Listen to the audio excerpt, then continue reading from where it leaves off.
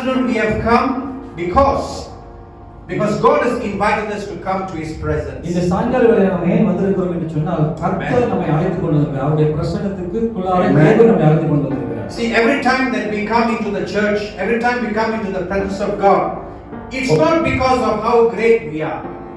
நாம் ஒவ்வொரு தடவை நம்ம சபைக்கு வருவதும் தேவனுடைய பிரசன்னத்துக்கு வருவதும் வந்து நாம் ஏதோ பெரியவர்களாக இருக்கிறதுனால அல்ல. We don't have the தகுதி to come into the presence of God. நாம தேவனுடைய பிரசன்னத்துக்கு வருவதற்கு நமக்கு எந்த ஒரு தகுதியும் இல்லை. உங்களுக்கு தகுதி இருக்கா? You have a dato or some big connection to heaven? Anybody? யாருக்காவது தகுதி இருக்குதா? dato பெரிய ஆளோட கூட தொடர்பு இருக்குதோ? If you can come in this place of Bukit Beruntung to come to the divine presence of God, it's because God has invited you from this city of Bukit Beruntung. ஆண்டவர் இந்த வட்டாரத்துல இந்த Bukit Beruntung ஆண்டவர் உங்களை அழைத்து கொண்டு வந்திருக்கிறார். தேவனுடைய இந்த பிரசன்னத்துக்குள்ள வந்திருக்காங்க. Do you really understand what is this all about? Because some of you are just, you are singing, everything is going on, the beautiful singing. I'm really wondering how many of you really know what you are doing today? நீங்க எத்தனை பேர் உண்மையிலேயே உணர்ந்திருக்கிறீங்க இல்ல அறிந்திருக்கிறீங்க? நீங்க என்ன செய்தீங்க, நீங்க எப்படி ஆராதித்தீங்க, இத பற்றி நீங்க அறிந்திருக்கிறீர்களா? Can we lift our hands to heaven tonight? நம்முடைய கரங்களை நாம் பரலோகத்துக்கு நேராக நாம் உயர்த்துவோமா? This is a sign that Lord, we are surrendering to you today. இது வந்து தேவனுக்கு நம்ம அர்ப்பணிப்பு என்ற ஒரு அடையாளமாக இருக்கிறது. Let us pray together. நாம் எல்லாரும் சேர்ந்து ஒரு மனமாய் ஜெபிப்போமா? In the name of the Father, Son and the Holy Spirit, we count it a privilege to come into the presence of God. பிதா குமாரன் பரிசுத்த ஆவியின் நாமத்தினால தேவனுடைய சமூகத்துக்கு கொடுத்த இந்த தயவுக்காக நன்றி. Lord, we count it's a privilege to come into the presence of God today. ஆண்டவரே, எங்களுக்கு கொடுத்த ஒரு பெரிய ஒரு ஸ்லாக்கியம், ஒரு பாக்கியம் ஆண்டவரே, உம்முடைய பிரசன்னத்துக்கு நாங்கள் வந்தது. We know that you have prepared a feast for us this afternoon, Lord. ஆண்டவரே, எங்களுக்கு தெரியும் இந்த சாயங்கால வேளையில கர்த்தாவே எங்களுக்கு ஒரு பந்தியை நீர் ஆயத்தம் பண்ணி வைத்திருக்கிறீர். We are not here to meet somebody physical, but we are here to meet God this afternoon. ஆண்டவரே, இந்த மாலை வேளையில ஆண்டவரே கர்த்தாவே நாங்கள் ஏதோ ஒரு சரீரபூர்வமாக ஜனங்களை சந்திக்கும்படி நாங்கள் வரவில்லை. நாங்கள் ஆவியில உம்மை சந்திக்கும்படி வந்திருக்கிறோம். ஆமென் ஆண்டவரே. Yes, when we meet you, we pray there will be an encounter of God in our lives. ஆண்டவரே, கர்த்தாவே நாங்கள் உம்மை சந்திக்க வாழ்க்கையில் ஆண்டவரே உம்மை நாம் சந்திக்க முடியாத நாம் கடந்து வந்திருக்கிறோம். Lord, when we meet you, we pray that you are going to give us the transaction from heaven today. ஆண்டவரே, பரலோகத்துக்கு நாங்கள் ஆண்டவரே மாறுபடி ஆண்டவரே கர்த்தாவே நீர் எங்களுக்கு அந்த கிருபையை தருகிறீர். Yes, for those people who are sick, they need healing. We pray that there will be a transaction of healing to be released upon them today. ஆண்டவரே, சில பேர் வியாதியோடு இருக்கிறார்கள் ஆண்டவரே, அவர்களுக்கு சுகம் தருவீர் என்று சொல்லி நாங்கள் விசுவாசிக்கிறோம். Oh yes, for those people who need a peace in their life, we pray that you would transact with them this afternoon. ஆண்டவரே, சில பேருடைய வாழ்க்கையில சமாதானம் எதிர்பார்க்கிறார்கள் ஆண்டவரே, அப்படியான அந்த சமாதானத்தை தரும்படியாய் நாங்கள் ஜெபிக்கிறோம். Lord, come and minister in Jesus' name we pray. இயேசுவின் நாமத்திலே நாங்கள் ஜெபிக்கிறோம் ஆண்டவரே, மாறும் ஆண்டவரே வந்து ஊழியம் செய்யும்படியாய். Amen. Can we give a clap offering and thank God? Thank God. I want to start by saying, how many of you like to eat roti canai? நீங்க எத்தனை பேருக்கு ரொட்டி சனாய் சாப்பிட பிரியம்? It's not very spiritual, நம்ம ஆச்சரியமா பார்க்க வேண்டாம். இது ரொட்டி சனாய் தான். எத்தனை பேர் you love roti canai? எத்தனை பேருக்கு ரொட்டி சனாய் ரொம்ப பிடிக்கும்? See, every time you eat the same roti canai, நம்ம ஒவ்வொரு நாளும் இந்த ஒரே ரொட்டி சனாய் நாம் சாப்பிட்டு கொண்டே இருக்கிறோம். Roti canai is good. ரொட்டி சனாய் நல்லது. You got roti canai, முட்டை roti canai, bawang roti canai and all that. But every day you eat the roti canai, you feel that there is no more taste of roti canai. நீங்க ஒவ்வொரு நாளுமே அந்த ரொட்டி சனாயே நீங்க சாப்பிட்டுட்டீங்கன்னா அந்த ரொட்டி சனாயோட சுவை அப்படியே தெரியாம போயிடும். உண்மைதானே? எத்தனை பேர் நீங்க சமைச்சு அண்ணாடைக்கு பிள்ளைங்க ரொட்டி சனாய், இடியாப்பா, உப்புமா சாப்பிட்டு அப்படியே you don't want to eat that anymore. கிடைக்கலாம். அது அப்படியே நம்ம ஒரே சாப்பாடு சாப்பிட்டுட்டே இருந்தோம்னா நமக்கு அப்படியே ஒரு திகட்டுற மாதிரி வந்துடும். So when you come to the house of God and the pastors are worshiping and you're holy, keep on holy, and you come to a place that you don't know what is this holiness all about. அதாவது நீங்கள் சபைக்கு வருகிறீர்கள், நம்ம எல்லாரும் சேர்ந்து கர்த்தரை வந்து நம்ம ஆராதிக்கிறோம். தேவன் பரிசுத்தர் பரிசுத்தர் பரிசுத்தர் என்று சொல்லி நம்ம ஆராதிக்கிறோம். ஆனா ஒரு கட்டம் வரும்போது நீங்கள் என்னதான் நீங்க ஆராதிக்கிறீங்க அப்படின்றது அந்த ஆராதனை உங்களுக்கு புரியவே இல்லை. Are you with me? Are you understanding what I'm saying to you? நான் சொல்றது உங்களுக்கு புரிகிறதா?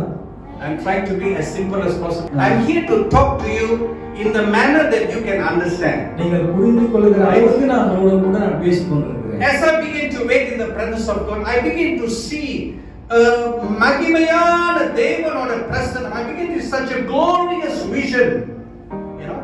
அவர் என்ன சொல்றாருன்னா, அவர் தேவனுடைய சமூகத்தில் அவர் காத்திருந்த பொழுது அவர் ஒரு மகிமையான தேவனுடைய தரிசனத்தை அவர் கண்டார் என்று சொன்னார். I don't know about your church. I don't know about all the holiness to Yahweh, and I don't know about what's happening in this church. But God gave me that vision of holiness.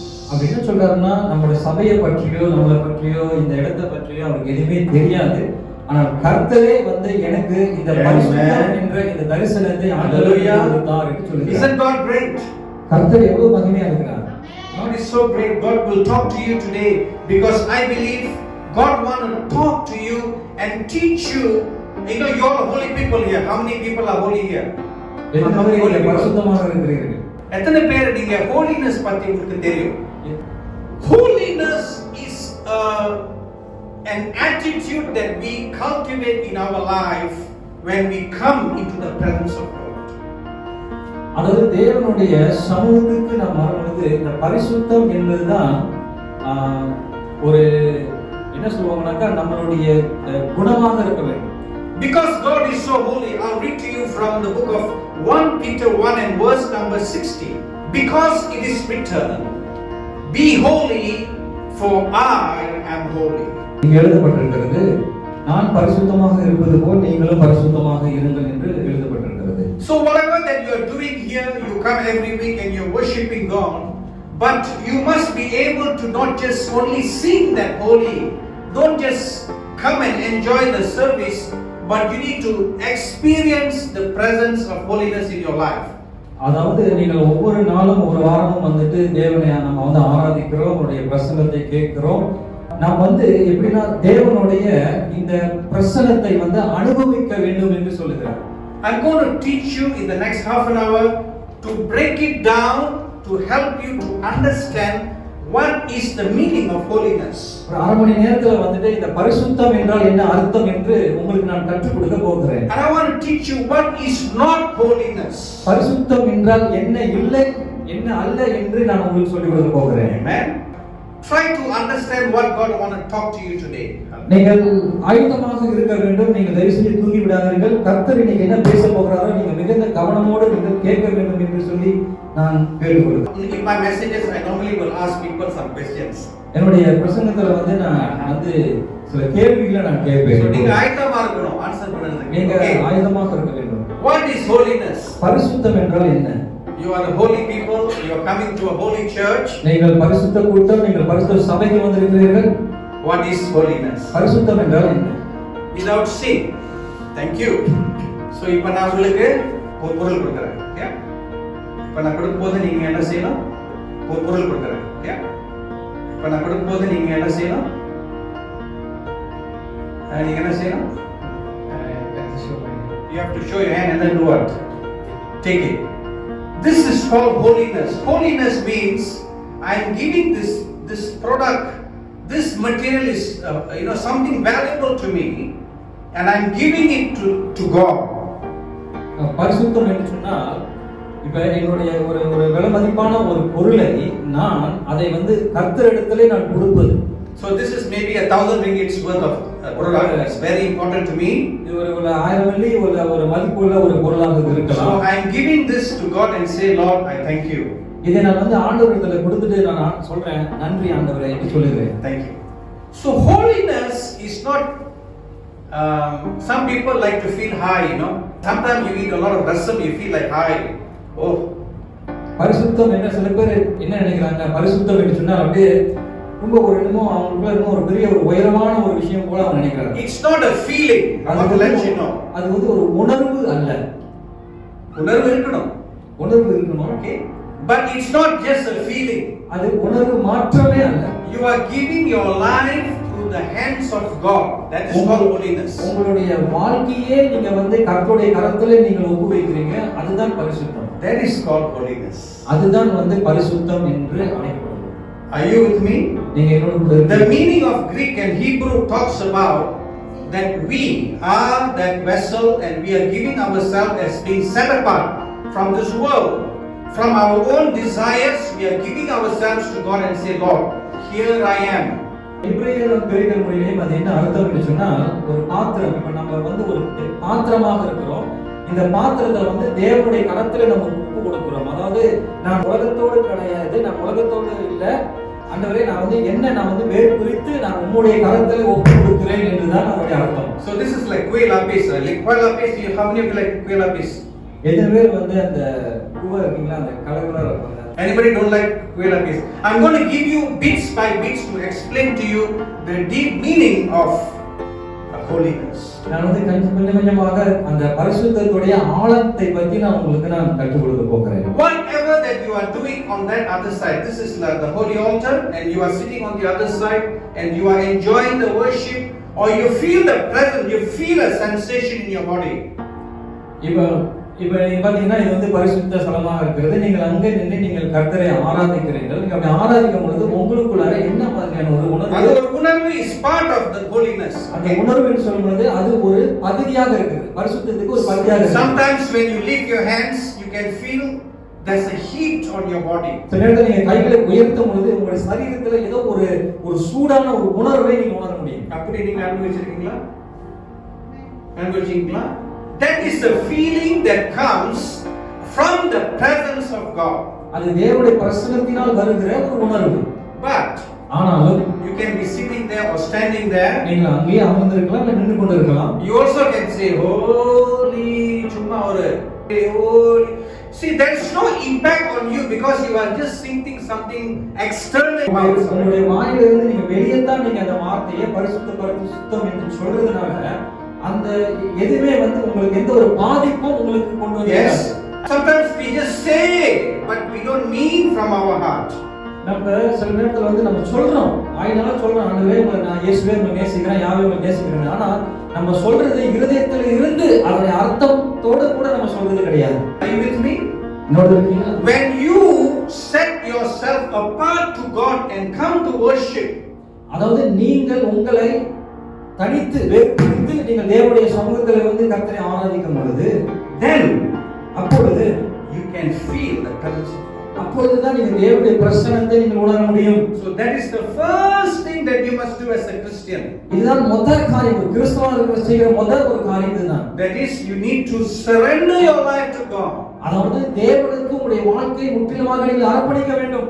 அர்ப்பணிப்பு is holiness. அர்ப்பணிப்பு என்று சொல்லும்போது அதுதான் பரிசுத்தம். That is the word. அதுதான் நம்முடைய வார்த்தை. So that is the word that I want to explain to you in this message. இந்த செய்தியிலே நான் இந்த வார்த்தையை குறித்து தான் உங்களோட கூட நான் விளக்க போகிறேன். I'm going to teach you 8 scriptures from the Bible today afternoon. இந்த மாலைவேளையில நான் 8 அதிகாரங்களை வேதத்துல இருந்து எடுத்து கொடுத்து நான் உங்களோட பேச போகிறேன். The first scripture, முதல் வசனம், முதல் அதிகாரம். This is a story when Jesus visits a woman in a city of Samaria. நீங்க பாத்தீங்கன்னா சொன்னா இங்கதான் இயேசு முதலாவது வந்து சமாரியா பெண்ணை சந்திக்கிற ஒரு சம்பவம். See, Jesus often spoke in parables to explain spiritual truth. அநேக தடவை இயேசுவானவர் அவர் வந்து வாதைகள் மூலமாக அதாவது ஆவிக்குரிய சத்தியத்தை அப்படியாக அவர் பேசிக் கொண்டு வருவார். So today I am going to teach you from 8 scriptures some important truth about holiness. அதாவது பரிசுத்தத்தை குறித்து ரொம்ப முக்கியமான சத்தியத்தை நான் 8 அதிகாரங்களை கொண்டு நான் உங்களோட பேச போகிறேன். I'm going to ask pastor to read for me John chapter 4 and verses 18 and 19. எப்படி எனில் 5 புருஷர் உனக்கு இருந்தார்கள், இப்பொழுது உனக்கு இருக்கிறவன் உனக்கு புருஷன் அல்ல, இதை உள்ளபடி சொன்னாய் என்றார். அப்பொழுது அந்த ஸ்திரீ அவரை நோக்கி, ஆண்டவரே, நீர் தீர்க்கதரிசி என்று காண்கிறேன். எங்கள் பிதாக்கள் இந்த மலையிலே தொழுது கொண்டு வந்தார்கள். நீங்கள் எருசலேமில் இருக்கிற ஸ்தலத்திலே தொழுது கொள்ள வேண்டும் என்கிறீர்களே என்றார். Thank you. Praise God for that. Amen சொல்றீங்களா? Amen. From this scripture we understand one important message. இந்த வசனத்திலிருந்து ரொம்ப முக்கியமான ஒரு செய்தியை நாம் புரிந்து கொள்ள வேண்டும். The Samaritan woman was a sinner in the eyes of the community. இந்த சமாரிய பெண் சமுதாயத்தின் கண்களில் பார்வையில அவள் ஒரு பாவியாக இருக்கிறாள். That's number one. அது முதலாவது. She had 5 husbands and she is now living with another man.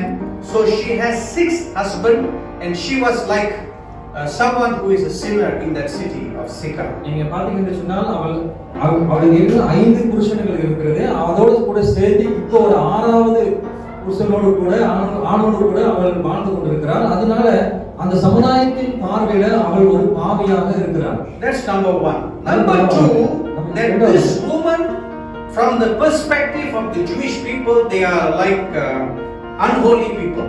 அந்த அது மட்டுமல்ல, இரண்டாவது வந்து யூதர்கள் மத்தியில நீங்க பாத்தீங்கன்னு சொன்னால் இவள் வந்து ஒரு பரிசுத்தம் இல்லாத ஒரு பெண்ணாக கருதப்படுகிறார்.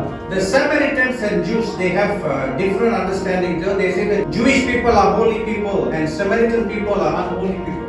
இந்த சமாரியர்களுக்கும் இந்த யூதர்களுக்கும் 2 கருத்து வேறுபாடுகள் இருக்கிறது. அதாவது சமாரியர்கள் சொல்வார்கள் யூதர்களை பார்த்து அவர்கள் பரிசுத்தமான ஜனங்கள், யூதர்கள் சமாரியர்களை பார்த்து சொல்வார்கள் இவர்கள் பாவிகள் என்று சொல்வார்கள். So நீங்க எங்க இருக்கீங்க? So this is a woman who was a sinner. How many of you here can say that I am not a sinner? நீங்க எத்தனை பேரால சொல்ல முடியும் நான் பாவி இல்லை என்று? Anybody? No. யாராவது சொல்ல முடியுமா நான் பாவி இல்லை அப்படின்னு சொல்ல முடியுமா? Jesus comes to the sinner. Can you say amen? ஆமென். இயேசு அந்த பாவியை நோக்கி வந்தார். Hallelujah. எத்தனை பேர் ஆமென் சொல்ல முடியும்? Number 2. இரண்டாவது, You are living in the city and you are a Christian. Some of you have come from another religion. You have accepted Jesus into your life and you are now known as a Christian. நீங்கள் வந்து இந்த பட்டணத்துல நம்ம இருக்கிறோம். நம்ம வந்து இயேசுவை ஏற்றுக்கொண்டு இப்ப நம்ம கிறிஸ்தவர்களாக நம்ம இருக்கிறோம். But can I ask you this question? How many of you are Jewish people here? இங்க எத்தனை பேர் யூதர்களாக நீங்கள் இருக்கிறீர்கள்? Just because you say Yeshua, you are not a Jewish people. நீங்க இயேசுவான்னு சொல்றதுனால நீங்க யூத மக்கள் அல்ல. Some people in this Christianity, the whole religion, they say all kind of Hakadosh and Elohim and all that is fine, you know. But by saying that you do not become a Jewish people. நீங்க கிறிஸ்தவத்துல பாத்தீங்கன்னா அநேகர்கள் வந்து ஹகாடோஷ் இப்படின்னு யூத மொழியில தேவனை ஆராதிக்கிறார்கள். இதெல்லாம் இப்படி சொல்றதுனால அவர்கள் யூதர்களாக ஆக போறது கிடையாது. This is called Messianic Christianity. இது வந்து மெசியானிக் கிறிஸ்டியானிட்டி என்று சொல்வாங்க. But what I'm trying to tell you, Jesus doesn't care when you have sinned against God. அதாவது நீங்கள் தேவனுக்கு ஏதாவது பாவம் செய்திருக்கிறீர்களா என்று அதை பற்றி அவர் கவலைப்படல. It doesn't matter you are an Indian, you are a Jewish, you are American. Jesus comes to see you. அதாவது நீங்கள் தமிழர்களா நீங்க அமெரிக்கர்களா அதை பற்றி எல்லாம் கர்த்தர் பொறுப்பெடுத்துக்கொள்ளல. அவர் உங்களை சந்திக்கும்படியாகவே இயேசு வந்தார். That's number 2. அதுதான் இரண்டாவது காரியம். The third thing is about Jesus knowing your story. மூன்றாவது காரியம் இயேசு கிறிஸ்துவானவர் உங்களை பற்றி அவருக்கு தெரியும். Can you take your finger and say it's about me? Jesus knows my story. இயேசு என்னை பற்றி இயேசு தெரிந்திருக்கிறார். இயேசுக்கு என்னுடைய கதைகள் எல்லாமே அவருக்கு தெரியும். நல்ல ஷர்ட் எல்லாம் போட்டு வெளியில நல்ல but nobody knows what's happening inside of my life. வெளியே பார்க்கும்போது நான் ரொம்ப அழகா என்சமா இருக்கிறேன். ஆனா எனக்கு உள்ளார எப்படி இருக்கிறது அப்படின்றது யாருக்குமே தெரியாது. Many of us are like that. நம்ம அனைவரும் அப்படிதான் இருக்கிறோம். Correct. We are all coming to church and we do all the good spiritual things, but there are some hidden things in our life. We all want to cover it from God. அது எல்லாமே நம்ம தேவனுக்கு முன்னாக நம்ம மூடிக்கொள்கிறோம், மறைத்துக்கொள்கிறோம். We all have our own story, but Jesus knows your story. நம்ம எல்லாருக்கும் ஒவ்வொருத்தருக்கும் ஒரு கதைகள் இருக்கிறது. ஆனால் இயேசு கிறிஸ்து நம்முடைய கதைகளை அறிந்திருக்கிறார். And that is a good thing. அதுதான் நல்ல காரியம். Because Jesus knows who you are. இயேசுவுக்கு தெரியும் நீங்க யார் என்று. And Jesus is going to meet you where you are. இயேசு நீங்கள் இருக்கிற இடத்திலே கர்த்தர் உங்களை சந்திக்கும்படி கடந்து வந்திருக்கிறார்.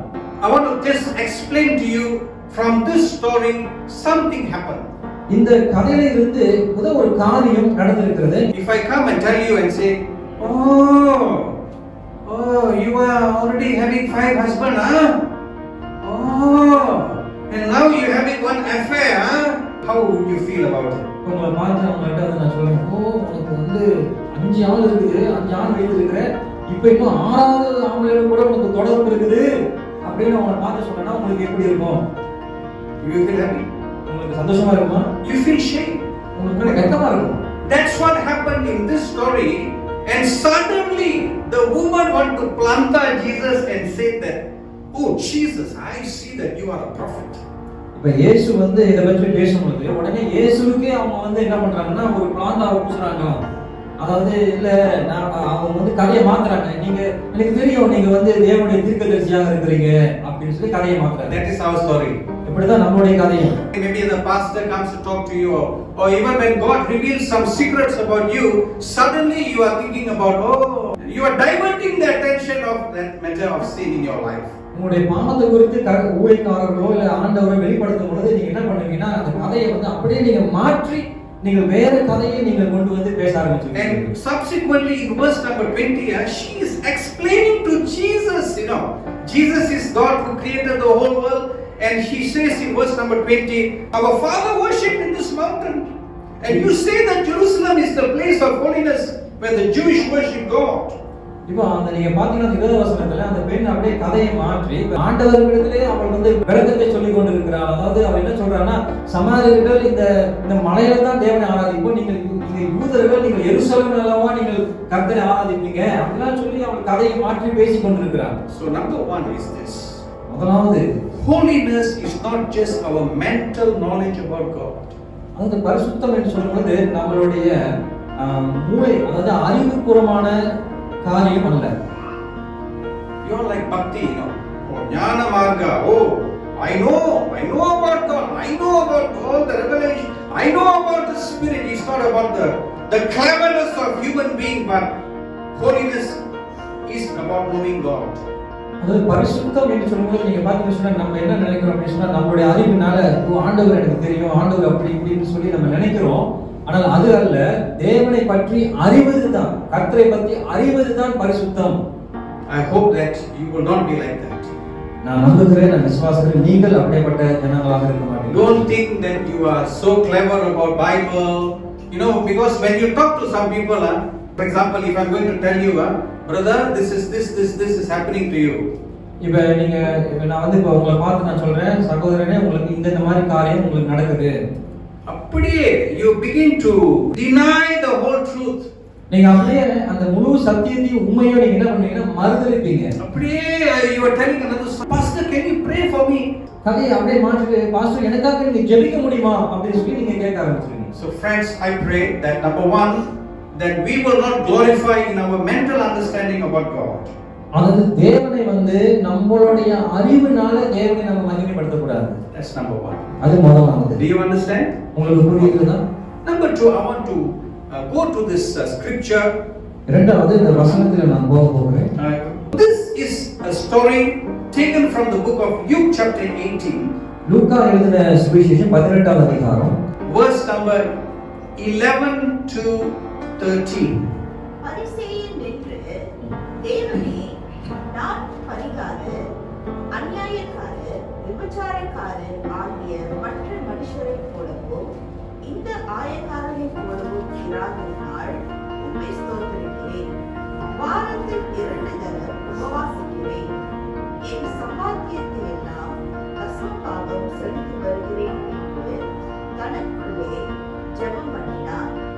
ஆயக்காரன் தூரத்திலே நின்று தன் கண்களையும் வானத்திற்கு ஏறெடுக்க துணியாமல் தன் மார்பிலே அடித்துக் கொண்டு, தேவனே, பாவியாகிய என் மேல் கிருபையாயிரும் என்றார். Now I want to talk about what happened in this parable. இந்த வாமில் என்ன இருக்கிறது என்று சொல்லி நான் பேச போகிறேன். This is a story about a Pharisee. Pharisee is a religious person. பரிசேயர்கள் வந்து நீங்க பாத்தீங்கன்னா அவர்கள் வந்து ஒரு மதவாதிகளை போல அவர்கள் இருப்பாங்க. சோ அவங்க நல்ல ஒரு அங்கி போடுவாங்க, நல்ல பாக்ஸ் எல்லாம் வச்சிருவாங்க. நீ பாத்துறீங்களா? பாக்ஸிங்க போடுவாங்க. ஏன்னா அதுக்குள்ள வேதம் இருக்கு. அப்புறம் பெரிய அங்கி தெரியுமா? அந்த அங்கியில ஒரு என்னமோ கலரா ஒரு துணி அப்படி வந்துரும். ரொம்ப ஷோ ஆஃப். ஏன் தெரியுமா? நான் தான் Pharisee. I am a religious person. So there are this kind of people in the world today that they want to show off to people that I am spiritual person. இந்த மாதிரி உலகத்துல ஜனங்கள் இருக்கிறார்கள். அதாவது தன்னை வந்து காமித்துக் கொள்கிறவர்கள். அதாவது நான் ரொம்ப பரிசுத்தமா இருக்கிறேன், நான் வந்து ரொம்ப மதவாதியாக இருக்கேன், மதத்துல ரொம்ப கடைபிடிக்கிறவனா போல காட்டிக் கொள்கிறவர்கள் அநேகர்கள் உண்டு. I hope that you will not be like this kind of religious, superficial Christians. இந்த மாதிரி ஒரு கிறிஸ்தவராக நீங்க இருக்க மாட்டீங்கன்னு சொல்லி நான் நம்புகிறேன். There is another person who was a tax collector. இன்னொரு மனுஷனை பற்றி நம்ம பார்க்கிறோம். அவன் ஆயக்காரனாக இருக்கிறான். He's like a வட்டி எடுக்கிறாரு. என்ன பேர் அது? அலோலா. So we are talking about a religious person and alom. நம்ம வந்து இப்ப பரிசுத்தனை பத்தி பேசுறோம், அதாவது மதவாதிகளை பத்தி பேசுறோம், ஆயக்காரனை பத்தி பேசுறோம். இந்த ரெண்டு பேரும் they are coming to temple to worship God. இந்த ரெண்டு பேருமே தேவனுடைய ஆலயத்துக்கு வந்தார்கள். அப்புறம் அந்த religious person I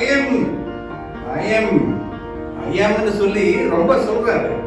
இந்த மதவாதியை பார்த்தீங்கன்னு சொன்னாக்கா அவர் வந்து நான் என்று சொல்லி ரொம்ப அதிகமாக பேசுகிறத நம்ம பார்க்கிறோம். நான் அவ மாதிரி இல்ல தெரியுமா, நான் அந்த கொலைக்கார மாதிரி இல்ல தெரியுமா, நான் நல்லவன். I fast 2 times a week ன்னு அப்படி சொல்றாரு. ரெண்டு தடவை நான் உபவாசம் எடுக்கிறேன் என்றுலாம் அவர் சொல்லி காமிக்கிறார். மைக் இருந்தா மைக் பேசிட்டு பேசுவாரு தெரியுமா. 2 times a week I am fasting. வாரத்துல ரெண்டு தடவை நான் உபவாசம் எடுக்கிறேன் என்று சொல்லி அவர் பேசுகிறார். Not only that, you know, அது மட்டுமல்ல, I give my தசம பாகம், என்னோட தசம பாகத்தை நான் கொடுக்கிறேன் பப்ளிஷ் பண்றாரு. அதை வந்து அவர் விளம்பரப்படுத்துகிறார். அப்படி நாங்க செய்ய கூடாது, அப்படிலாம் நம்ம செய்யக்கூடாது.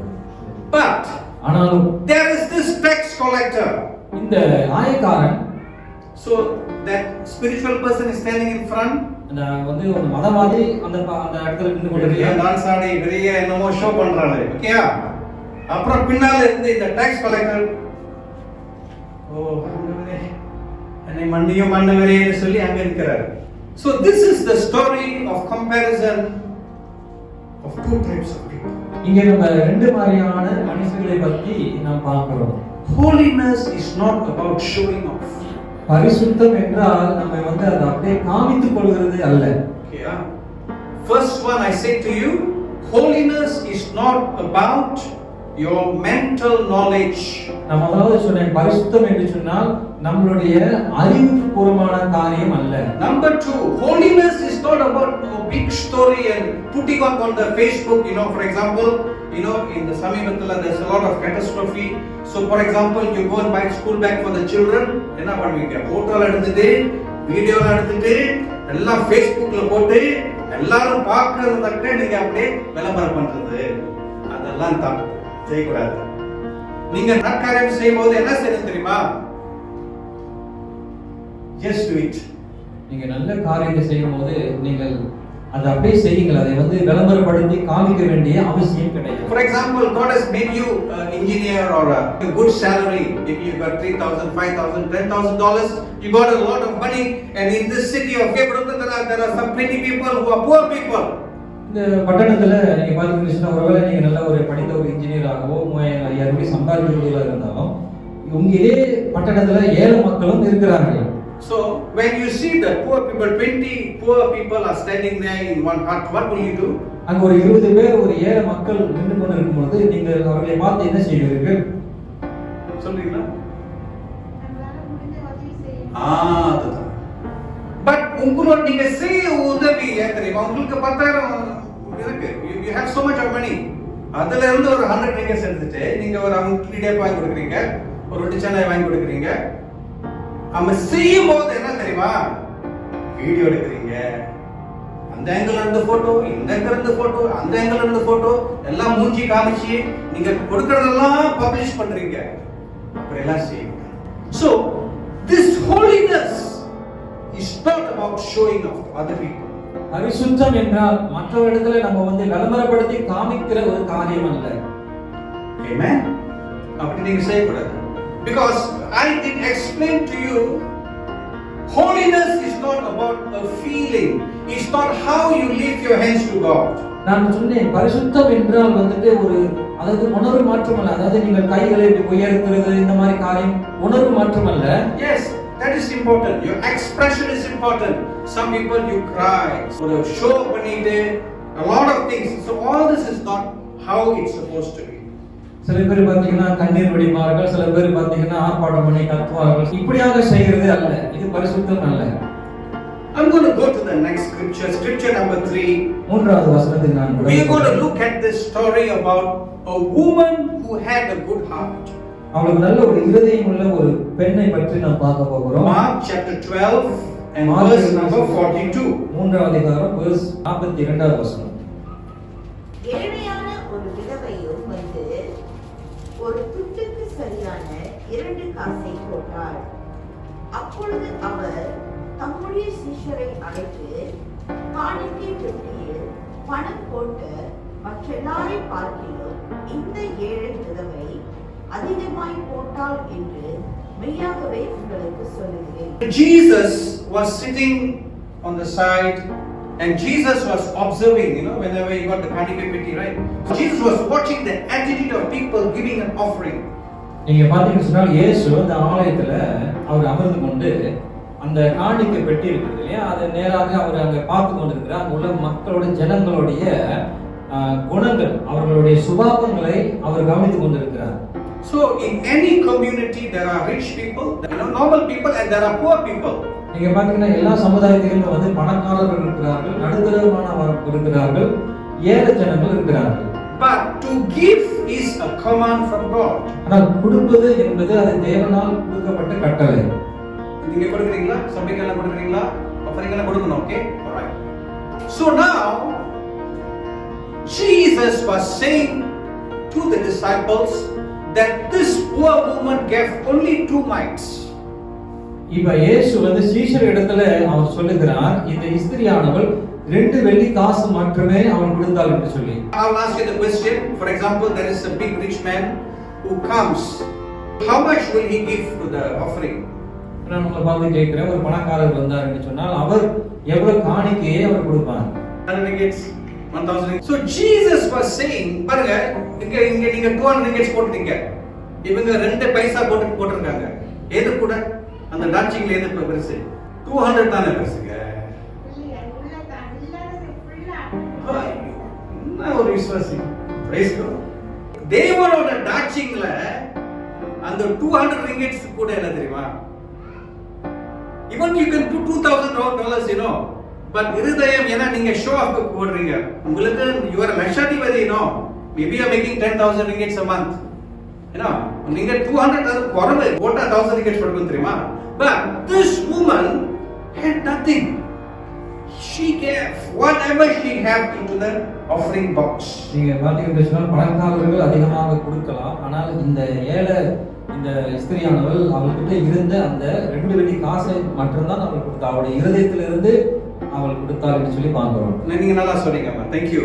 So in this story we are learning a very important principle about holiness.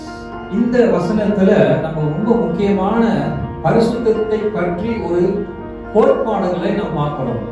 I say to you, holiness is not about everything external. அது பரிசுத்தம் என்றால் வெளியரங்கமான காரியம் அல்ல. I say to you, when I gave that product to the brother, our life is like that. We are giving all of our life to God, and that's called holiness. நான் முதல்ல காமித்தேன் இல்லையா, அதாவது என்கிட்ட இருக்கிற பொருளை எடுத்து அந்த சகோதரரிடத்துல நான் கொடுத்தேன் அப்படின்னா என்கிட்ட இருக்கிற எல்லாவற்றையும் நான் வந்து ஆண்டவரிடத்துல கொடுக்கிறேன், அதுதான் பரிசுத்தம். So holiness is not about giving without the heart. அது பரிசுத்தம் என்று சொன்னால் நாம வந்து கொடுக்கும் பொழுது இருதயத்திலிருந்து கொடுக்க வேண்டும். It's not supposed to be showing off. I said to you earlier, but when you give from your heart, when you give your best to God, and that is called holiness. அதாவது விளம்பரப்படுத்தி காமிக்கிறது அல்ல, நம்ம கொடுக்கும் பொழுது நம்ம இருதயத்திலிருந்து சிறந்தது சிறப்பானதை நாம் தேவனிடத்திலே நாம் கொடுக்க வேண்டும், அதுதான் பரிசுத்தம். I'm going to talk to you from this experience of Moses at the burning bush. முட்செடி நடுவிலே, அதாவது மோசேயுடைய அனுபவத்தை பற்றி நான் உங்களுக்கு விளக்க போகிறேன். Can someone read for me Exodus chapter 3? யாத்திராகமம் 3வது அதிகாரம் verses 2 and 3. 2, 3 வசனமும் வாசிப்போம். அங்கே கர்த்தருடைய தூதனானவர் ஒரு முட்செடியின் நடுவிலிருந்து உண்டான அக்கினி ஜுவாலையில் நின்று அவனுக்கு தரிசனமானார். அப்பொழுது அவன் உற்று பார்த்தார். முட்செடி அக்கினியால் ஜுவாலைத்து எரிந்தோ அது வெந்து போகாமல் இருந்தது. அப்பொழுது மோசே, இந்த முச்செடி வெந்து போகாதிருக்கிறது என்ன? நான் கிட்ட போய் இந்த அற்புத காட்சியை பார்ப்பேன் என்றார். From this experience, I'm going to teach you about what is holiness. இந்த அனுபவத்தில் இருந்து பரிசுத்தம் என்றால் என்ன என்று சொல்லி நான் உங்களுக்கு கற்றுக் கொடுக்க போகிறேன். Because I did say to you what is not holiness, right? I say that having a mental knowledge is not holiness. நான் சொன்னேன் பரிசுத்தம் என்றால் என்ன இல்லை என்று நான் சொன்னேன். அதாவது நம்முடைய அறிவுபூர்வமாக நாம் பரிசுத்தத்தை நாம் தேட முடியாது. I said to you from the story of the Pharisee and the sinner, I said that that praying you should not show off. So, holiness is not about showing off. பரிசுத்தம் என்றால் ஏதோ ஒன்று காமிக்கிறது அல்ல. நான் சொன்னேன் இந்த பரிசீலனை பற்றியும் இந்த ஆயக்காரனை பற்றி நான் காமித்தேன். And thirdly, I said to you that holiness is about giving from the heart. மூன்றாவது நான் சொன்னேன் பரிசுத்தம் என்றால் நம்ம இருதயத்திலிருந்து நாம் கொடுப்பது என்று நான் சொன்னேன். And so in this story we are going to discover that there was something that drew Moses to God. இந்த வசனத்துல நம்ம என்ன பார்க்க போறோம்னா ஏதோ ஒன்று மோசே தேவனிடத்துல கெட்டி சேர்க்கும்படியாக நெருங்கும்படியாக ஏதோ ஒன்று அவனுக்கு செய்தது. You know the story. உங்களுக்கு எல்லாருக்கும் தெரியும் இந்த கதை. You know the story. What happened one day? Suddenly there was this great theophanic experience. God appeared to him. அதாவது திடீரென்று நீங்க பாத்தீங்கன்னா கர்த்தர் மோசேக்கு வெளிப்பட்டார். அது ஒரு அனுபவம் மோசேக்கு. I want to say to you, when I was sitting there and you all were worshiping and I was standing here, something was moving in my heart. நீங்களா ஆராதித்துக் கொண்டிருக்கும் பொழுது என்னுடைய இருதயத்தில் ஏதோ ஒரு அசைவு உண்டானது என்று சொல்லி நான் உணர்ந்தேன். I'm coming for the first time. நான் முதல் தடவை இன்னைக்கு நான் சபைக்கு வந்திருக்கிறேன். இப்போ நான் அங்க இருந்து நான் பார்க்கிறேன். ஐயோ தெய்வமே, நான் அங்க போய் நிக்க முடியுமான்னு நான் கேட்கிறேன். பிகாஸ் நான் அங்க நிக்கணும் தெரியுமா? கெஸ்ட் ஸ்பீக்கர்னா அங்க தான் நீங்க ஃபர்ஸ்ட் கரெக்ட். நான் பார்க்கிறேன் முன்னுக்கு ஒரு இது இருக்கு. எத்தனை பேர் நீங்க பார்த்திருக்கீங்க? பட் அது நீங்க அலட்சியமா எடுத்துட்டீங்க. நீங்க பார்த்து நான் ரொட்டேஷனே மாதிரி everyday ரொட்டேஷனே அதோட இனிமையே உங்களுக்கு தெரியல பாருங்க. So you're coming to this church and maybe the உடன்படிக்கை பெட்டி is sitting there and maybe you even didn't see. You know what I'm saying? But I stood there for the first time and I said to myself, I'm asking, shall I stand here or shall I stand here? I don't want to go to the front because there is the glory of God in the place. Amen. அவர் முதல்ல வந்திருக்காரு. ஆனால் அவர் இந்த இடத்தை பார்க்கும்போது எப்படி நான் அங்க போய் நின்று ரெண்டு பிரசங்கம் பண்ணுறது, நான் தேவனுடைய மகிமையை நான் பார்க்கிறேன் அப்படின்னு அவர் சொன்னார். அப்படி உணர்வு என்ன போச்சு உங்களுக்கு? ஏன்னா நீங்க எப்படி எவ்ரிடே ரொட்டேஷனே மாதிரி எவ்ரிடே சபைக்கு வரீங்க, பாக்குறீங்க, இதெல்லாம் சும்மா தானே, ஓகே எல்லாமே நல்லா இருக்குன்னு சொல்லி அப்படியே போறீங்க. So this is called reverence. We need to have a reverence from our heart to God. நம்ம இருதயத்துல தேவனுக்கு நம்ம கணம், அவருக்கு நம்ம கணத்தை செலுத்த வேண்டும். We know that there was a presence of fire. God appeared in that fire, to Moses, and something happened to Moses. நமக்கு தெரியும் ஆண்டவர் அப்படியே ஒரு அக்னியாய் கர்த்தர் மோசேக்கு தன்னை வெளிப்படுத்தினார் என்று சொல்லி நமக்கு தெரியும். If you are Moses, இந்த மாதிரி இருந்தீங்கன்னா நீங்க Moses, இங்க தான் பெரிய ஒரு அக்னி இருக்கு. What is your attitude? What is your feeling? No feeling, ஏன் தெரியுமா? அதே புல்பிட் தானே, அதே இடம் தானேன்னு சொல்லி அலட்சியமா இருக்கிறோம் பாருங்க. அப்படி இருக்கக்கூடாது. தேவனோட சமூகத்தில் நீங்க வரும்போது எப்போதுமே we must have the reverence. தேவனுடைய சமூகத்துக்கு நாம் வரும்பொழுது நமக்கு எப்பவுமே அவர் நம்ம கனம் படுத்த வேண்டும். எப்போதுமே don't become careless to the presence of God. நம்ம கவனம் குறைவாக தேவனுடைய சமூகத்துக்கு நம்ம வரக்கூடாது. Are you understanding what I'm saying? Reverence எப்போதுமே இருக்க வேண்டும். எப்போதும் தேவனுக்கு நம்ம மரியாதை கனமும் நாம் செலுத்த வேண்டும். And I want to say a few more things about this passage about Moses. Why was it that when the presence of God appeared in fire, why did Moses approach the presence of God? அதாவது தேவனுடைய பிரசன்னம் இப்ப பாத்தீங்கன்னா அக்னியாய் தேவன் அங்கே தேவ பிரசன்னம் இருக்கும்போது ஏன் மோசே அந்த பிரசன்னத்துக்கிட்ட நெருங்கும்படி அவர் வந்தார்? ஏன் அவர் நெருங்கி வந்தார்? There must be some kind of curiousness. இப்போ நம்ம தேவனோட பிரசன்னத்துக்கு வரும்போது there must be some reverence factor. That's number one.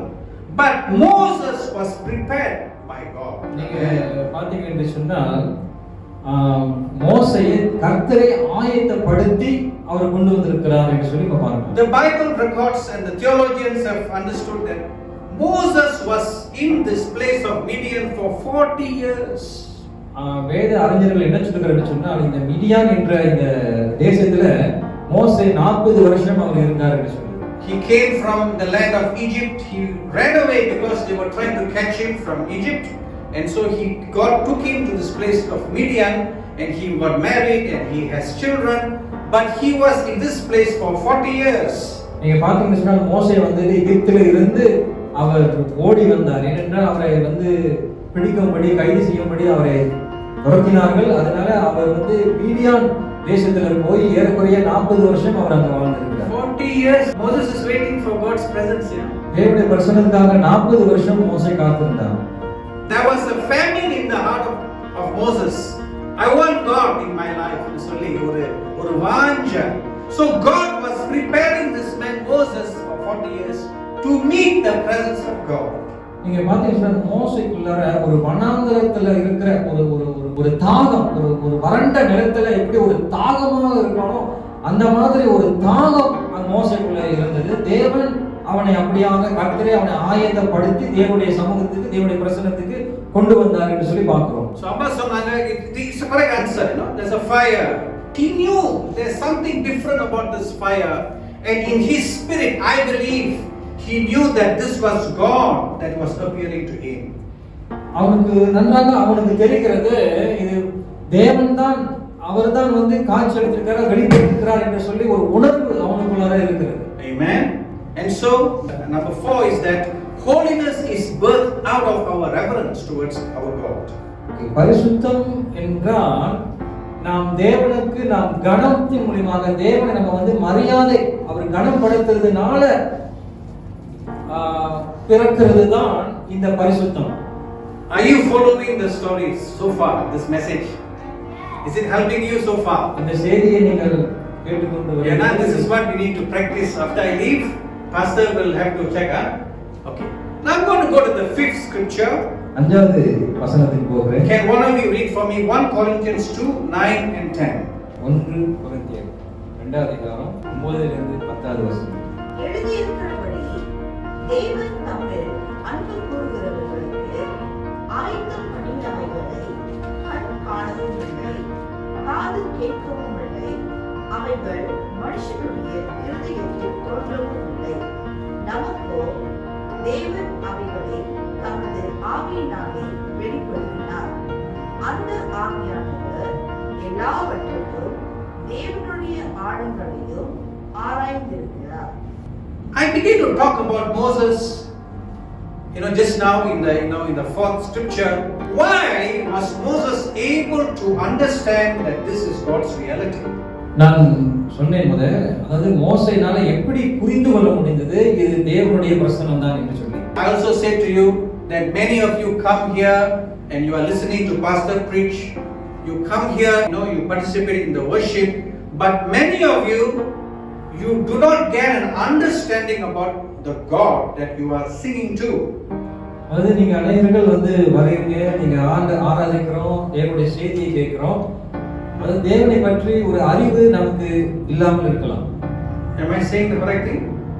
Yes. Praise God. Praise God. God must open up our spiritual eyes to see. தேவனே என்னுடைய ஆவிக்குரிய கண்களை திறக்க வேண்டும். Because we are living in this world. You are in Bukit Belitung and I am in Bukit Subang, and somebody is in Madras and somebody in America, somebody is but God is ministering to all of us. நம்ம இந்த உலகத்துல இருக்கிறோம், நம்ம இங்க முக்கியத்துவத்துல இருக்கிறோம், அவர் வந்து ஒரு இடத்துல பக்கத்துல இருக்கிறார். ஆனால் தேவன் நமக்கு ஆண்டவரே ஊழியம் கர்த்தரே செய்து கொண்டிருக்கிறார். When they sing to you, why is it sometimes that we cannot touch empty places? ஏன் நம்ம சில வேளைகளில் நம்ம ஆராதிக்கும் பொழுது நம்ம பரலோக தேவனுடைய சந்நிதியை ஏன் நம்மால் தொட முடியவில்லை? Because it's here. ஏனென்றால் அவர் இங்கே தான் இருக்கிறார். The presence of God is here, but we cannot see the presence of God because our eyes is not open. ஆனா நம்முடைய தேவனுடைய பிரசன்னத்தை நம்மால் காண முடியவில்லை, ஏனென்றால் நம்முடைய கண்கள் மூடப்பட்டிருக்கிறது. இப்போ உங்களோட போன் பாருங்க, எல்லாருக்கும் ஒரு சிக்னல் இருக்கு தானே? மேக்ஸிஸ் இருக்கு, டிஜி இருக்கு, அப்புறம் என்ன இருக்கு, செல்காம் இருக்கு, எல்லாம் இருக்கு, எல்லாமே இருக்கு. இப்போ உங்களோட கை தொலைபேசியில் நீங்க மெசேஜ் பாய்க்கிறீங்க, நான் வேற phone பாய்க்கிறேன். Because my phone is configured to a different network, I can pick up only from that network. Correct? அவர் என்ன சொல்றாருன்னா, அவருடைய போன் வந்து ஒரு நெட்வொர்க், ஒரு என்ன சொல்லுவாங்கன்னாக்கா, உங்களுக்கு தெரியல மேக்ஸி செல்கோம் அப்படின்னு இருக்குது. ஸோ அந்த செல்கோம்ல வந்து அவருடைய லைன் இருக்கிறதுனால அவர் வந்து அதை தான் அவரால் யூஸ் பண்ண முடியும்.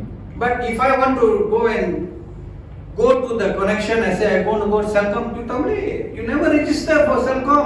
You only register for Maxis. Now you only can get Maxis network. நீங்க மேக்ஸிஸ்ல மட்டும் நீங்க ரெஜிஸ்டர் பண்ணிருந்தீங்கன்னா அந்த மேக்ஸிஸ்ல இருந்து மட்டும் தான் நீங்க வந்து தொடர்பு கொள்ளவே முடியும். அந்த மாதிரி செல்கோம் நீங்க யூஸ் பண்ண முடியாது. அந்த மாதிரி உங்களுக்கு சிம் கார்டு இருக்கா இல்லையா? அதனால தான் அவங்க ஒண்ணும் கிடைக்கல, ஒரு சிக்னல் வரல. தேவன் பேசுறாரு, தேவன் ஆசைப்படுறாரு, ஆண்டவர் பேசுறாரு. ஏமா எல்லாம் நடக்குது. தூதர்கள் எல்லாம் வந்து அப்படியே உற்சாகமா அங்க டான்ஸ் ஆடுறாங்க. ஏன்னா உங்களுக்கு சிம் கார்டு இல்ல. நீங்க என்னமோ சிம் கார்டு வச்சிருக்கீங்க. அதனால தான் அதோட தேவனோட that movement you cannot access it, because like the SIM card, our heart is not open and our eyes is not open to see. நம்முடைய இருதயம் மூடப்பட்டிருக்கிறதுனால, நம்ம கண்கள் மூடப்பட்டிருக்கிறதுனால தேவனுடைய பிரசன்னத்துக்குள்ள நம்ம வந்து இணைத்துக் கொள்ள முடியவில்லை. So the Bible says to us in this scripture that God has revealed them to us through His Spirit. அவருடைய ஆவி மூலமாக அவரை பற்றி வெளிப்படுத்தி இருக்கிறார் என்று சொல்லி வசனம் சொல்லுகிறது. எத்தனை பேருக்கு you have the Spirit of God? எத்தனை பேருக்கு தேவனுடைய ஆவியானவர் உங்களுக்குள்ளே ஜீவித்துக் கொண்டிருக்கிறார்? So if you have the Spirit of God, God will open up the revelation of God to you and you can behold the heavenly places. தேவனுடைய ஆவியானவர் உங்களுக்குள்ளே இருந்தாருன்னு சொன்னா நீங்கள் வந்து உங்களுக்கு வெளிப்பாடு கிடைக்கும். பரலோகத்தை பற்றி தேவனுடைய பிரசன்னத்தை பற்றி உங்களுக்கு வெளிப்பாடு கிடைக்கும். The fifth point is this, that God Himself must open up for us. ஐந்தாவது காரியம் என்ன சொன்னா, தேவனே அதை திறந்து கொடுக்க வேண்டும். God must open our eyes so that we can behold the glory of God. தேவனே நம்முடைய கண்களை திறக்க வேண்டும். அப்பொழுதுதான் தேவனுடைய மகிமையை நாம் காண முடியும். That is when we become holy. அப்பதான் in the presence of God. அப்பதான் நம்ம தேவனுடைய பிரசன்னத்திலே நாம் பரிசுத்தமாக மாற முடியும். Amen. Number 6, I'm going to ask you to read James chapters 4 and verse number 8. யாக்கோபு 4வது அதிகாரம் 8வது வசனம். தேவனிடத்தில் சேருங்கள், அப்பொழுது அவர் உங்களிடத்தில் சேருவார். பாவிகளே, உங்கள் கைகளை சுத்திகரியுங்கள். இருமனமுள்ளவர்களே, உங்கள் இருதயங்களை பரிசுத்தமாக்குங்கள். So this is a very important ingredient that you and I must have to pursue holiness. நாம் பரிசுத்தத்தை நாம் நாட வேண்டும் என்று சொன்னால் இது ரொம்ப ரொம்ப முக்கியமான ஒரு காரியமாக இருக்கிறது. Now I'm coming here, I'm standing with a box of chocolate. நான் இங்க வந்து நின்னு ஒரு சாக்லேட் பாக்ஸோட நான் நின்னு கொண்டிருக்கேன். I'm waiting and I'm standing. I got 100 pieces of chocolates already. ஒரு 100 சாக்லேட்ஸ் எல்லாம் இருக்குது என்கிட்ட. So நீங்க அங்க இருக்கீங்க, நான் இங்க நிக்கிறேன். So நீங்க பாக்குறீங்க, நான் உங்களை பார்க்கறேன். பார்த்து கொண்டே தான் இருக்கீங்க, என்கிட்ட வரல, கேட்கல, ஒன்றும் செய்யல. நான் அப்படியே I will go back to my house. ஒன்னும் கேட்காதனால என்ன செய்வேன், நான் அதை அப்படியே எடுத்துட்டு நான் வீட்டுக்கு போயிடுவேன். You know that I have got some gift in front of you. உங்களுக்கு தெரியும், உங்களுக்கு முன்பதாக ஒரு சில பிரசன்ட் சில பொருட்கள் நான் வைத்திருக்கிறேன்னு சொல்லி உங்களுக்கு தெரியும். So you can see I have got some nice gift, but you do not desire that gift for yourself. ஆனால் நீங்கள் வந்து அதை வாஞ்சிக்க மாட்டீங்க, அதை பெற்றுக்கொள்ளணும்னு சொல்லி உங்களுக்கு அதை வாஞ்சை இல்லை. I also got chocolate in my house. நீங்க என்ன சொல்றீங்கன்னா பிரச்சனையே கிடையாது, என் வீட்டுக்கே வந்து சாக்லேட்லாம் இருக்குது. So you won't get what I have for you. நான் வச்சிருக்கிறத உங்களால அதை பெற்றுக்கொள்ள முடியும். So I'll pack it and go back home. அதை நான் வந்து எடுத்துட்டு நான் வீட்டுக்கு Maybe I'll போயிடுவேன். give it to some children, poor children in my area. என்னோட பக்கத்துல இருக்கிற ஏழை பிள்ளைகளுக்கு நான் கொண்டு போய் அதை கொடுத்துருவேன். So that is why the Bible is teaching us, James chapter 4 and verse number 8, you must have the desire to draw near to God.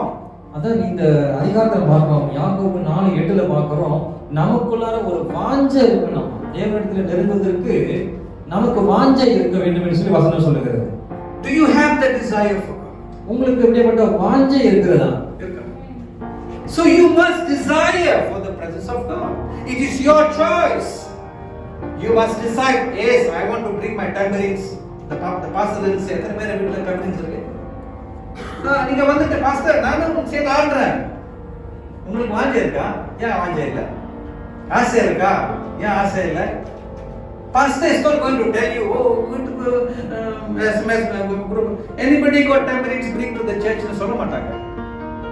உங்களுக்கு tambourines இருக்கு, உங்களுக்கு கிட்டார் இருக்கு, என்னமோ இருக்கு, என்ன செய்யணும்? வாங்க worship பண்ணுங்க. எல்லாம் வந்து எல்லா பிள்ளைகளாக இங்க வந்து நின்று என்ன dance ஆடலாமே. We must have the desire to worship God. We must have a desire to draw near to God. நமக்குள்ள ஒரு வாஞ்சை இருக்கணும், தேவனிடத்தில் நெருங்க வேண்டும், அவரை வந்து தேடணும் அப்படி சொல்லி நமக்குள்ள ஒரு வாஞ்சை இருக்க வேண்டும். So that is what we will decide. Today I took a trip from my house in Shalom. I decided to come. You know, it was hot, there was traffic jam, but I said I must come. பாருங்க, அவர் வந்து ஷாலாம்ல இருந்து அவர் வந்து சிரமம் எடுத்து அவர் இவ்வளவு தூரம் வந்திருக்கிறார். அநேக சூடு மத்தியில ஜாம் மத்தியில அவர் கடந்து வந்திருக்கிறார். So the Bible is saying to us that draw near to God, you know. You must draw near to God. வேதம் என்ன சொல்லுதுன்னா நாம் தேவனிடத்தில் நெருங்க வேண்டும் என்று சொல்லுகிறது. God is waiting. கர்த்தர் காத்து கொண்டே இருக்கிறார். He is waiting with all the gift. I told you, I got 100 pieces of chocolate. God is waiting. But you must draw near to God. அவர் சாக்லேட் எல்லாம் வைத்துக் கொண்டு ஆண்டவர் வந்து காத்து கொண்டு இருக்கிறார். ஆனால் நாம் அவரிடத்தில் நெருங்க வேண்டும். The Bible says if you draw near to God, what happens? வேதம் சொல்லுகிறது நாம் ஆண்டவரிடத்தில் நெருங்கும் பொழுது வேதம் என்ன சொல்லுகிறது? கர்த்தரிடத்தில் நாம் நெருங்கினால் so God will come near to you. ஆண்டவர் என்ன பண்ணுவார்னா அவர் உங்களுடைய அருகிலே வருவார். Have my biscuits. Take all my containers. என்னுடைய பரிசுலாம் நீ எடுத்துக்கோ, பிஸ்கட்லாம் எடுத்துக்கோ அப்படி சொல்லி ஆண்டவர் கொடுத்தார். So most of the time God is waiting, in the worship, presence எல்லாம் இருக்கு பயங்கர, all the things is happening, but நீ அப்படியே கையில் நின்னுட்டு அப்படியே எத்தனை மணிக்கு போலாம், 4 மணி ஆச்சு, எத்தனை மணிக்கு முடிப்பாரு சொல்லி உங்களுக்கு ஒண்ணும் கிடைக்காது.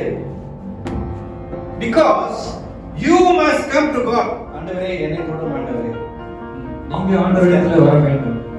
But you must go near to God. நீங்க என்ன சொல்ற? நீங்க ஆண்டவரிடத்தில் நெருங்கி வர வேண்டும். நான் வந்துட்டு போறேன், but God is speaking to you today. கர்த்தர் உங்களோடு கூட பேசிக் கொண்டிருக்கிறார். So you must draw the revelation of God into your life. தேவனுடைய வெளிப்பாடு உங்களுடைய வாழ்க்கையில் வரும்படி நீங்கள் அதை எடுத்துக்கொள்ள வேண்டும். So you must write, oh, first point is this, second point, oh, இத நான் விட்டு போய் நான் செய்யணும், இதெல்லாம் நான் செய்ய போறேன், இதெல்லாம் நான் செய்ய போறேன். ஒரு வாஞ்சையோட நம்ம தீர்மானிக்கணும் தெரியுமா? அப்படியே பெரிய பாஸ் மாதிரி உட்கார்ந்துட்டு என்னதான் இவர் பேசுறாரு, ஒண்ணுமே சரியில்லைன்னு சொன்னா உனக்கு உண்மை கிடைக்காது. So when you draw near to God, God is going to draw near to you. இல்ல இப்படிதான் படிக்கணும், எல்லாம் போடுங்க, 6 o'clock காலையில போடு, நீ படி இப்படி படி. God will draw near to you. நீங்க கர்த்தரிடத்தில் நெருங்கி வரும்பொழுது கர்த்தர் உங்களிடத்தில் நெருங்கி வந்து அநேக காரியங்களை அவர் கற்றுக் கொடுப்பார். Hallelujah. God will draw near to you. தேவன் உங்களிடத்தில் நெருங்கி வருவார். That is the greatest revelation in all religions of this world. இந்த உலகத்தில் எல்லா மதத்தில் இருக்கிற வெளிப்பாடுகளை காட்டிலும் இந்த வெளிப்பாடு உன்னதமான வெளிப்பாடு. Can you tell me which God will draw near to you? நீங்க உங்களால சொல்ல முடியுமா எந்த கடவுள் உங்களிடத்தில் நெருங்கி வர முடியும்? So the Bible says, see, some people are going to Himalaya, some people are going to the mountains. They sell everything and then they say, I was watching a video, my wife was watching a video, and in this religion, I just want to explain to you, I won't tell you the name of the religion. In this religion, you can be a millionaire or anything. இருக்கிறதெல்லாம் வித்துட்டு அந்த இடத்துக்கு போனா தான் உங்களுக்கு நிம்மதி கிடைக்கும்னு அவங்க சொல்லி கொடுத்தாங்க. அதாவது ஒரு குறிப்பிட்ட மதத்துல அது பெரிய பணக்காரா இருக்கலாம், லட்சாதிபதியா இருக்கலாம், ஆனால் அதெல்லாம் வித்துட்டு இந்த மாதிரி இமயமலை இந்த மாதிரி பகுதியில போய் இருந்தாக்க உங்களுக்கு சமாதானம் கிடைக்கும் அப்படின்லாம் அவர்கள் போதிக்கிறார்கள். So I saw the video. So the fellow was said, he and his wife was on the truck. He was in India. He was throwing handphone, throwing laptop, throwing money. He got 24 crores of money. I don't know how he can finish. Anga வீசறது இங்க வீசறது எல்லாம் வீசி he become poor and he will go to that religion to find the peace.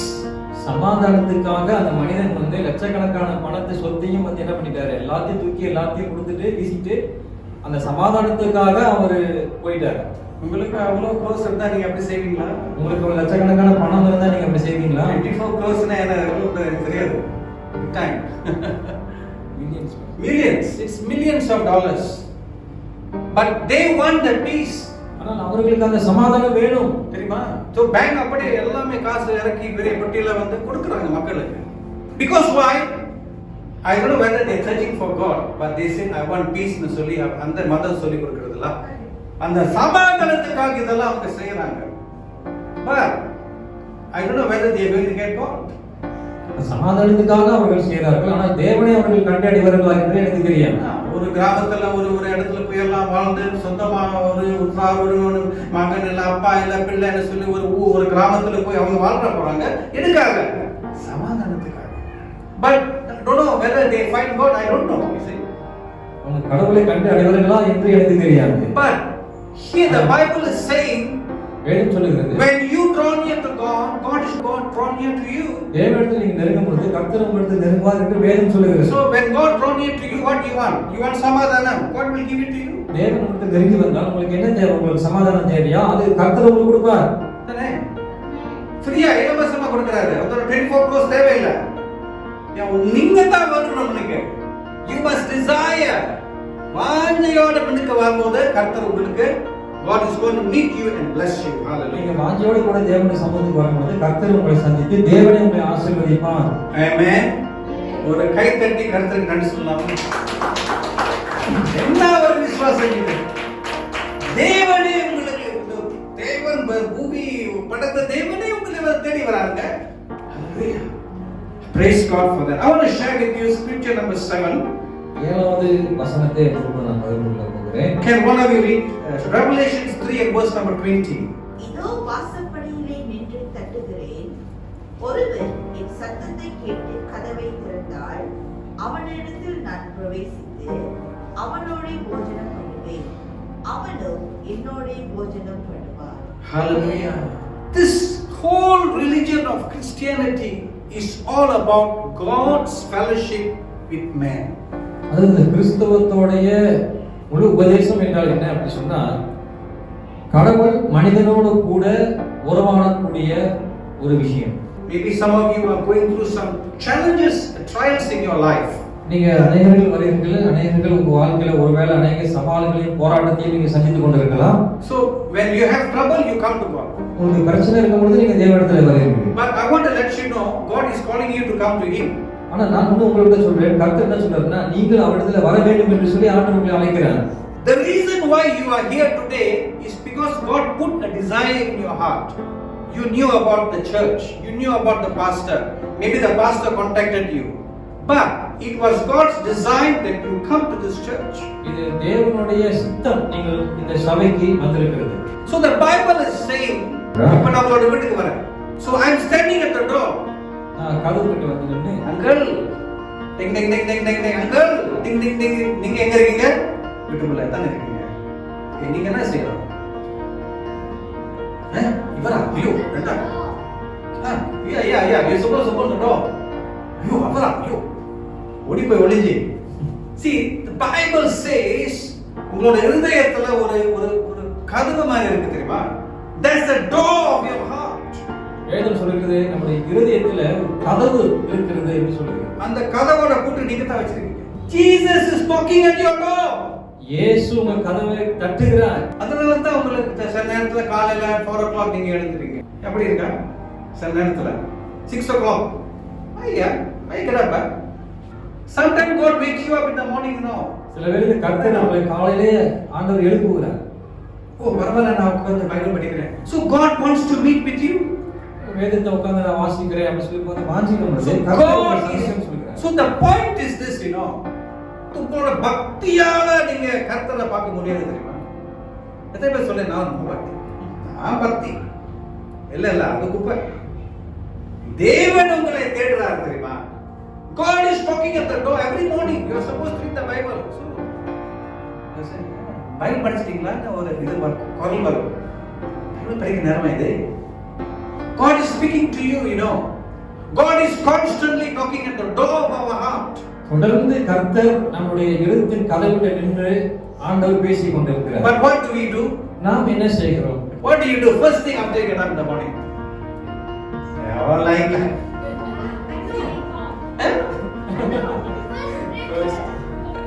Social media person. First thing in the morning, TikTok. See, God is knocking at the door of your heart, you know. பாருங்க, நீங்க இன்னைக்கு ரொம்ப busy ஆயிட்டீங்க. Sunday யா, oh busy. God is saying, எப்பதான் உங்களோட பேர் sister what's your name? Vidya. Okay, today is Sunday, lah. Oh, when is my daughter coming to talk to me? இங்க பிறந்து வெயிட் பண்றாரு. Today God is waiting for you. இது முடிச்சிட்டு வீட்டுக்கு போறீங்களா? ஓகே. அப்புறம் போய் தூங்க போறீங்களா? ஓகே, வேலை செஞ்சுட்டு அப்புறம் சுத்தா போறீங்க. What time is it? Okay, fine. இப்போ எத்தனை மணி? 4 o'clock இருந்து 10 மணிக்கு வரை கர்த்தர் வெயிட் பண்றாரு. Vidya is going to come and talk to me. My daughter is going to come and talk to me. அவர் வெயிட் பண்றாரு. சோ நீங்க போயிட்டீங்களா?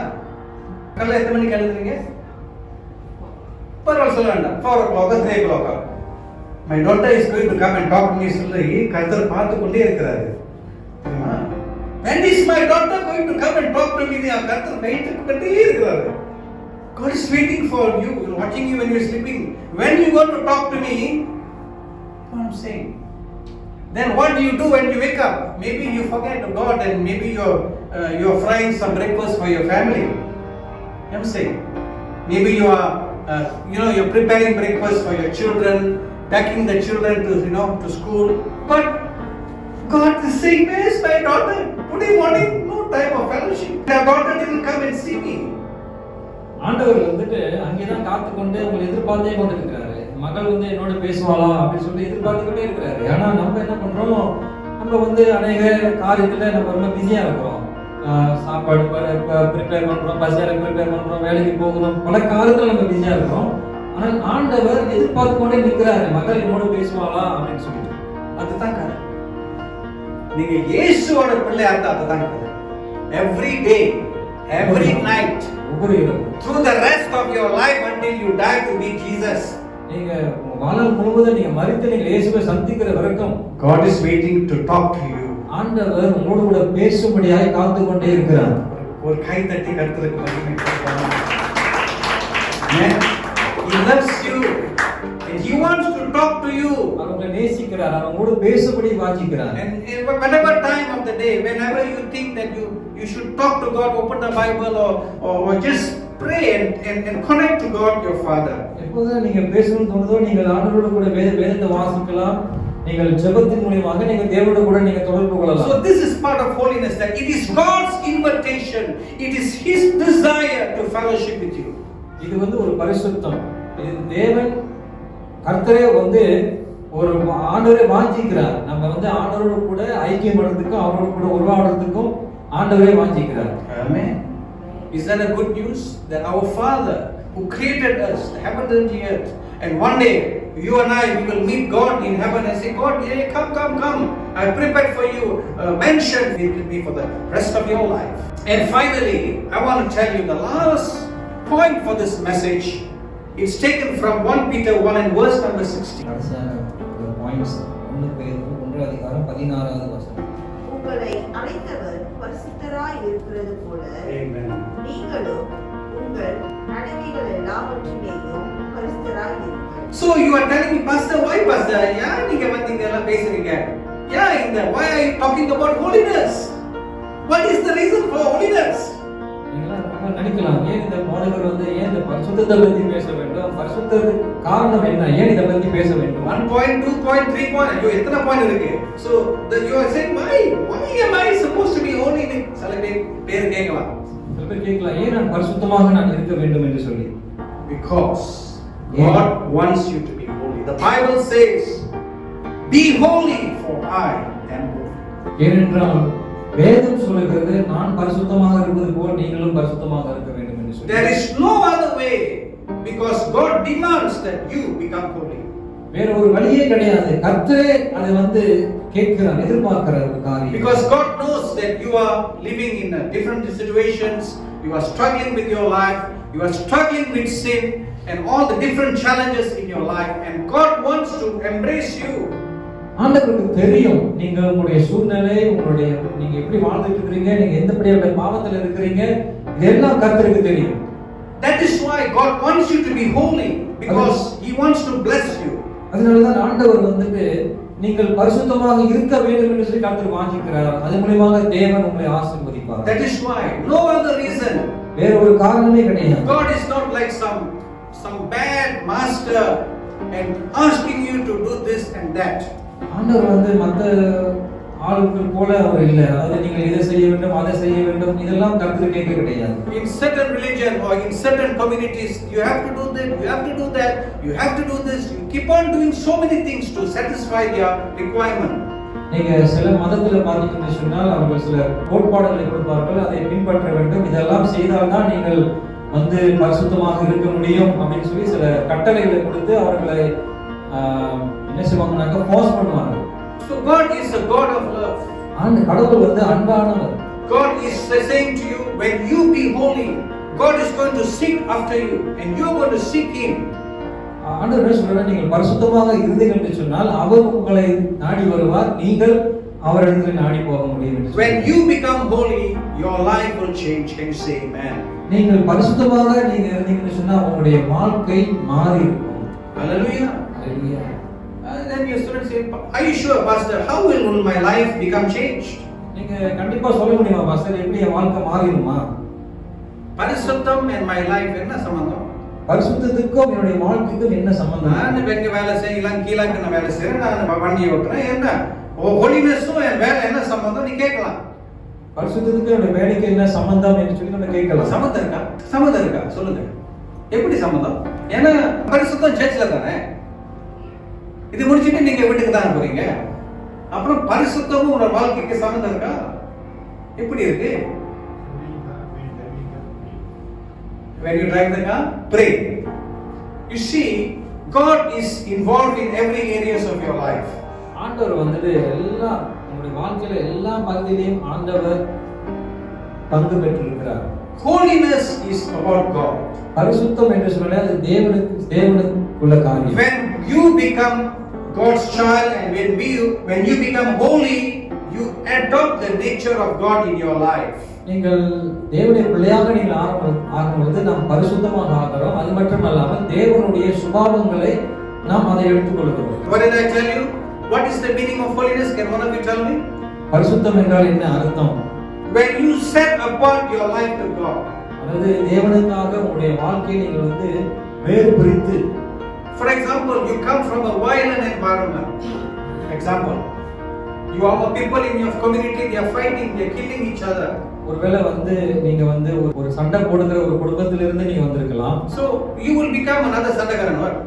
நீங்களும் அந்த மாதிரியாக மாறி விடுவீங்களா? Because your community is all trouble people. ஏன்னா உங்களுடைய சமூகத்துல வந்து நீங்க பாத்தீங்கன்னா எல்லாரும் பிரச்சனைக்காரர்களாக இருக்கிறது. நீங்க அப்படி மாதிரி. We are coming from different communities, different contexts, you know.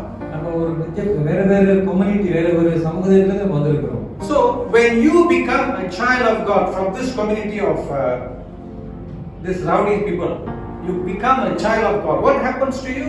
இப்போ இந்த மாதிரி ஒரு சண்டைக்கார குடும்பத்திலிருந்து நம்ம வந்து இப்ப தேவனுடைய பிள்ளையாக நம்ம ஆகும்போது, so you will change your behavior. உங்களுடைய சுபாவங்களை நீங்கள் மாற்றிக் கொள்வீர்கள். So கத்திதோட பார்க்கலாம். But when you come to the relationship with God, God says, don't do this. Forgive your neighbors. Change your life. So your life will become changed bit by bit. கொஞ்சம் கொஞ்சமாக உங்களுடைய வாழ்க்கை மாற ஆரம்பிக்கும்.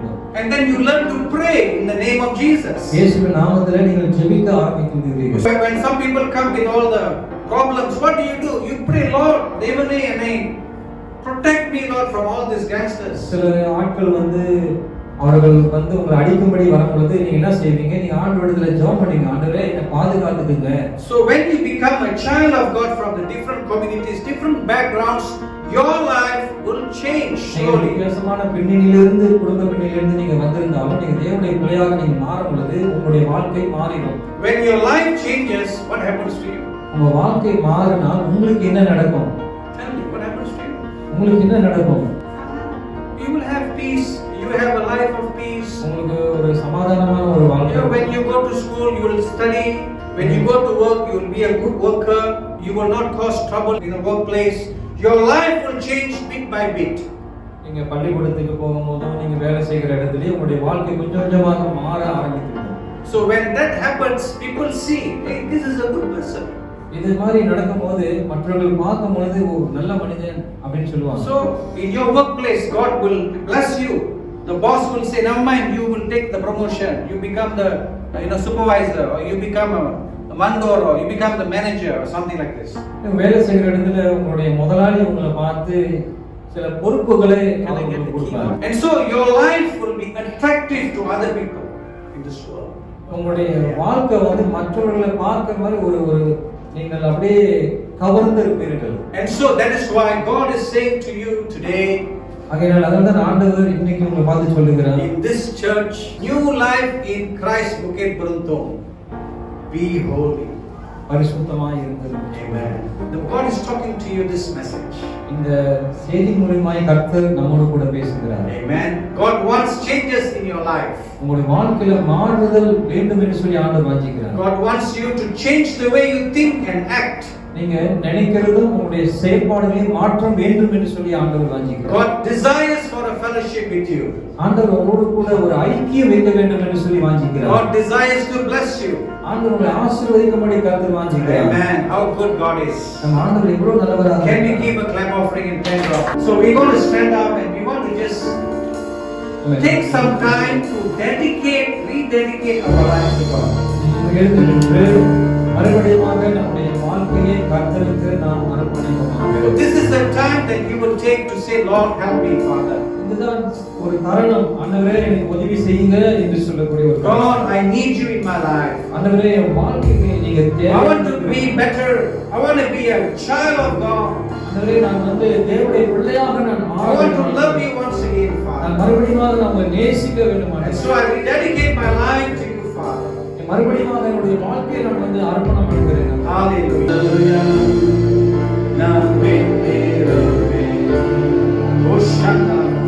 You know, and some of you are hearing this word from heaven tonight.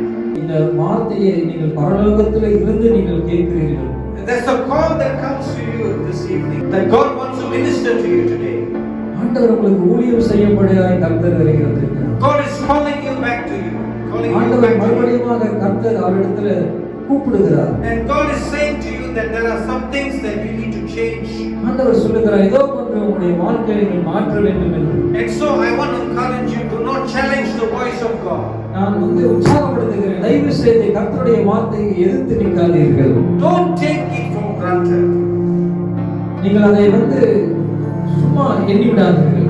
Because when God talks to you, it's because God loves you. ஏனென்றால் கர்த்தர் உங்களிடத்தில் பேசுகிறார் என்று சொன்னால் அவர் உங்களை நேசிக்கிறார். Heavenly Father, in the name of Jesus, பரலோக பிதாவே, இயேசுவின் நாமத்தில் Lord, I confess that I have sinned against you. ஆண்டவரே, உமக்கு முன்பதாக நான் பாவம் செய்திருக்கிறேன். Lord, I confess that I've done things my own way along. ஆண்டவரே, சொந்த வழியில நான் அநேக காரியங்களை செய்திருக்கிறேன். Lord, I have disregarded the voice of the Holy Spirit in my life. பரிசுத்த ஆவியுடைய வார்த்தையை நான் கேட்கவில்லை ஆண்டவரே. I've chosen to live life my own way. என்னோட சொந்த வழியை நான் வாழும்படியாக நான் Lord, தேர்ந்தெடுக்கிறேன். I've constantly disregarded you again and again. நான் தொடர்ந்து ஆண்டவரே உமக்கு விரோதமாய் நடந்து கொண்டே இருந்தேன் ஆண்டவரே. Today I want to come back to you, Father. இன்றைக்கு நான் மறுபடியும் உங்களுக்கு நான் வருகிறேன். Today I want to rededicate my life to you, Father. மறுபடியும் என்னுடைய வாழ்க்கையை நான் அர்ப்பணம் பண்ணுகிறேன். Please accept me as your son and your daughter. தயவு செய்து என்னை ஆண்டவருடைய மகனாக மகளாக மறுபடியும் ஏற்றுக்கொள்ள மாட்டவரே.